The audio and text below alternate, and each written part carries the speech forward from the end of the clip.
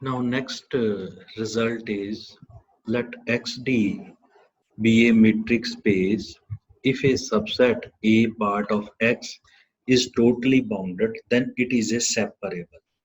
So it means every totally bounded set are separables. Clear? Now first we prove relatively compact are totally bounded, but converse is not true. Converse is true in complete metric space. And second is totally bounded are separable. So in this result, now it means relatively compact are totally bounded, and totally bounded are separable. Then relatively compact are also separable. Now we know that the definition of separable. What is separable set? If it has a countable set which is dense in this space, that space is called a separable. What do you mean by dense? If we say that A is dense in X, then it means A closure is equal to capital X. So these are the definition of a dense set as well as a separable. Clear? Now, in order to remind this, so first see that if A closure is equal to X, then it means A is dense in X. Second, if a space X is said to be separable, if it has countably set, if it has countable set, which must be dense in it, which is dense in it, then X is called separable, right? Now here, the given part is A is totally bounded. So it means A is contained in a finite union of open ball, the open sphere. Number one definition. Number two, A has epsilon net. The epsilon net, there exists a finite epsilon net for A, right?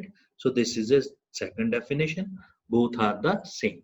In previous result, we also proved that epsilon net for A is a part of A. So remember this again. Now let A be a totally bounded. This is our first. Then by previous result, there exists a finite epsilon net such that that is part of A. That is previous result. We take it as 1. Right? Now this epsilon, we choose epsilon n that is equal to 1 by n. It means it is not a single. It is a epsilon at for radius 1, 1 by 2, 1 by 3 and 1 by 4 and so on. Clear? So it is basically if m epsilon is a part of A, then m epsilon n is a part of A, then m of 1 by n is also part of A. So this way. Now it means union of all these is part of A. Clear? If this part of A for every n, then its countable union is also part of A. Why it is countable union? Because n is a natural number. If n is natural number are countable, so it means this union is a countable. Clear? So this is a part of A. If this is part of A, we take this set which is equal to M. Clear?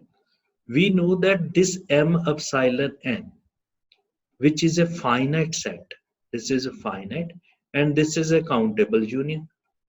So what is this? It is a countable union of finite set.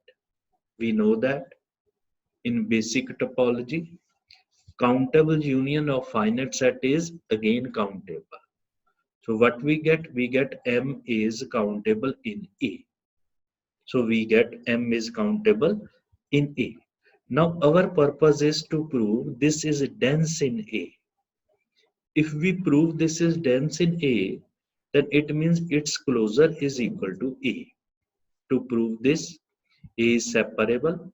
Our claim is M closure is part of A. Right? If M closure is part of A. Now by definition of epsilon net, if we For example, if we choose, if we suppose this set consisting such kind of element, right? I take this n. Why this n? Because it is not a single set. It depends upon n. N is variable. If m epsilon 1, then it is here it is 1. If 2, then here it is 2. So it is not single set. It depends upon n. And A is part of this.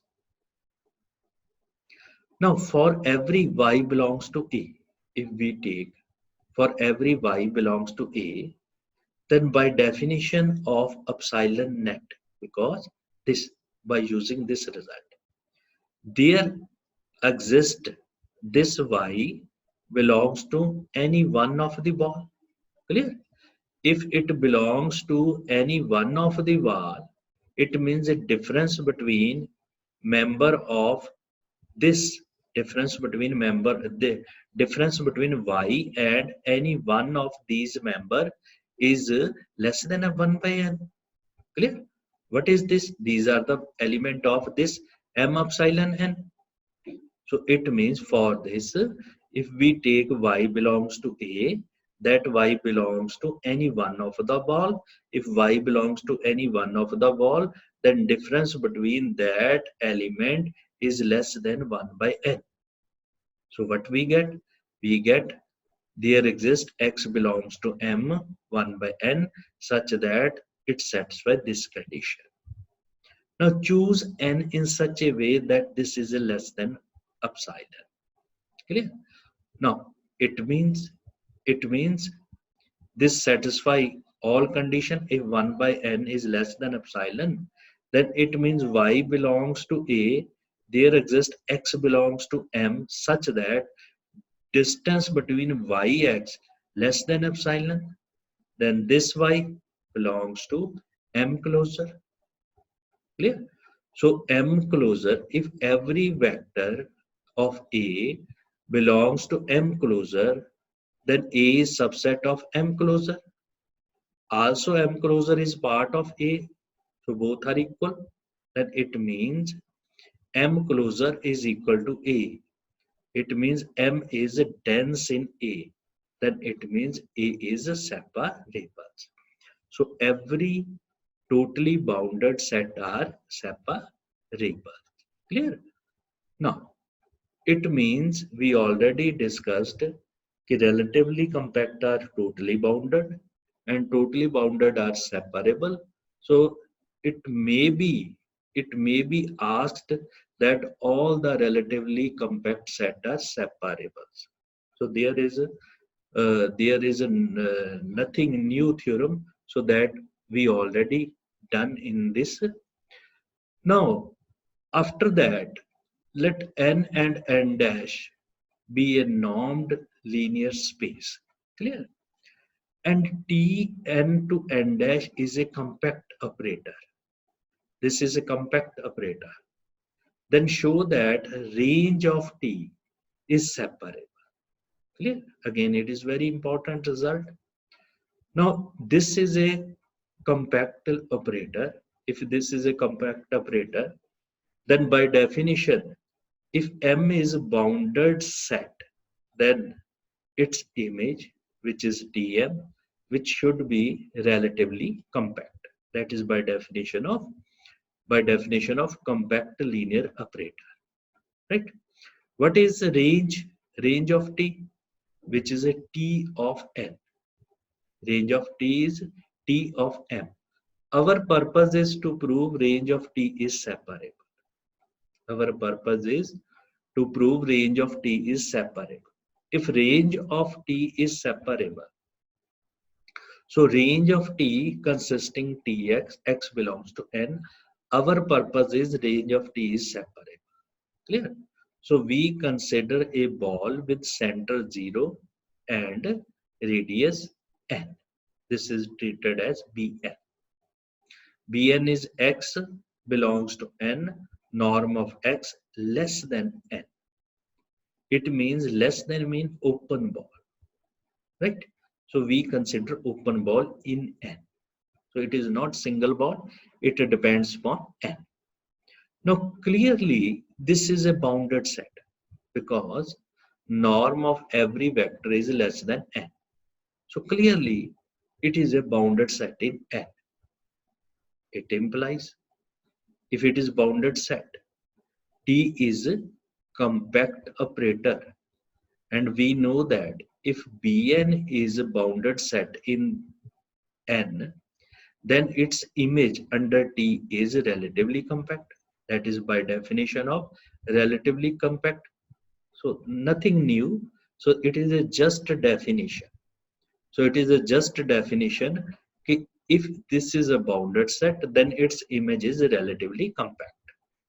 If its image is relatively compact, then again every relatively compact set are totally bounded. That we already proved. If relatively compact sets are totally bounded, then it means TBN is totally bounded. TBN is totally bounded. In the previous result, what we proved, every totally bounded are separable. Then T of Bn is a separable. So that is our result. We used only previous theorem. Clear? So this is T of Bn is separable. So remember that relatively compact are totally bounded. Totally bounded are separable. So relatively compact are directly we can say that they are separables. Right? So that is our result. Clear? Now, after that, since after that, since Bn is part of n, since Bn that we take a bounded set, this is a bounded set.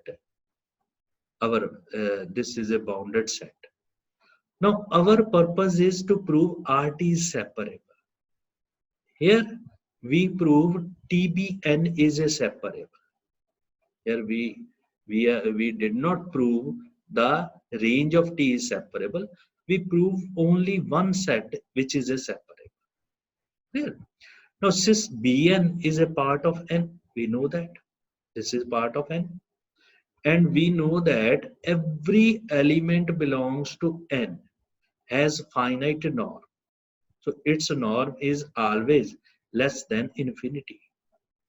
Now, what is the element of Bn? Bn, the norm of x is less than n.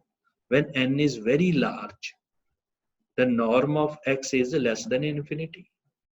It means every x belongs to n belongs to x belongs to Bn for sufficiently large n when n is up to infinity. It means this belongs to union of Bn. It means n is equal to union of Bn, where n is running from 1 to infinity. So what is range of n? Range of n can be written in this way, taking the T operator, and T is a linear transformation. So this can be written in this way. Now what is TBn? We already proved this is a separable. If it is a separable, then it has countably dense subset. Yeah, it has countable set which is dense in it. So it has countably set Dn which is dense in it. So that is Tbn. So by using the definition of separable, Dn closure is equal to Dbn, where Dn is a countable set in a range of T. This values Tbn, the range of T. Clear? Now this consider Dn. This is for Tbn. So we consider the union of all Dn. So this is a D which is union of Dn. So this is a countable set. This is a countable union. So what is total? Countable union of countable set. The entire total is countable union of countable set. So which is again countable. If countable union of countable set is, then it is again countable. Now, if I take y belongs to Tn, y belongs to Tn, which is a range of T, or range of T is equal to union of this, that we already proved that. If it belongs to this, then y belongs to this union. If y belongs to this union, then y belongs to any one of the set. This is for some. So y belongs to Tbn for some n. For some n, it means y is equal to Tx, or x belongs to Bn. Clear? So it means y belongs to Tbn, and Tbn is equal to Dn closure. So y belongs to Dn closure. Clear? So y belongs to Dn closure. Right? Now, there exists some x belongs to Dn. So that is by definition, because y belongs to closure of the set. It means any vector and y distance is less than epsilon. In order to understand the simple way, if it belongs to closure, then any vector belongs to this set and y is distance less than epsilon, right? So there exists x belongs to Dn such that it satisfies this condition. It implies y belongs to D closure. It implies T of n is a part of D closure. Clear? T of, because we take y belongs to Tn closure. So we take arbitrary vector from T of n, and that vector belongs to T closure, D closure. It means Dn is equal to D closure. So it means D is dense in range of T. Now D is countable set. Also it is dense of range of T. So it means range of T is separable. So the which proves the result. The range of T is the separable. Now, show that boundedness does not imply total boundedness. So total boundedness implies boundedness. This is simple boundedness. But boundedness does not imply total boundedness. And in converse of this is not true. Now again, we take a space small l square. Okay? Then we take M, this element set, norm of x less than equal to L square. This is, now we clearly prove that if this M is bounded, that is clearly, but it is not a total bounded. Why? Because this L square is infinite dimensional space.